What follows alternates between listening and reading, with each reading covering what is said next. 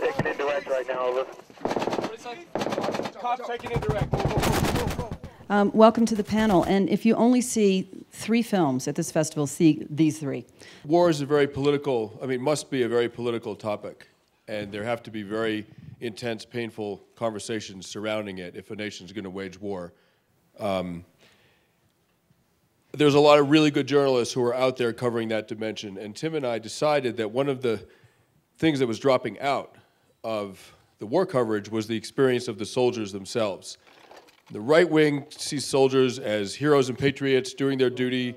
It's a very sort of a shallow understanding of the emotional complexity of combat. The left wing has an equally shallow understanding of it, sees war in extremely moral terms. And we felt that the soldiers themselves actually don't engage in those kinds of analyses because they're too busy fighting, trying to survive, trying to get home to their families. And that was what we wanted to capture.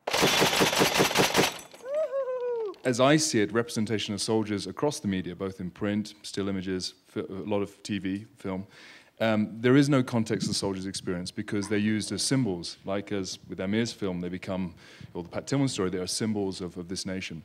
But if you look actually, like if you say to me, like, okay, in 2 days' time there's going to be a headline about the Afghan war on the New York Times, I bet I can, you can give me 5 guesses, I can tell you what the picture will be. Structurally, I can tell you they're going to use this type of picture. And that picture has no meaning because it's pre-formatted to a kind of symbolic sense that we keep to illustrate those stories. I just think this question of context versus not context, political versus apolitical is kind of interesting because clearly people are going to be taking something away from your film, something political. And I think, Lynn, you're absolutely right. There's this, we're in this moment where the military and the government is very good at controlling message, and so they have all these kind of barriers to journalists telling what war is really about. But I feel like good filmmaking does an end run around that because you can outsmart them. You can say that we're not coming with a perspective. We're just going to tell it like it is, and it's hard to argue with that. It's hard to argue, whatever your pro or anti-war background is. When you guys came along and said, we're going to tell an honest depiction of what war is all about, who's going to really argue with that? But that's not what war is all about. It's ugly, it's bloody, it's painful. Everyone should understand what's going on. And we shouldn't have smoke screens thrown in our face. When I make film, first I make it for myself, because I am the first audience. And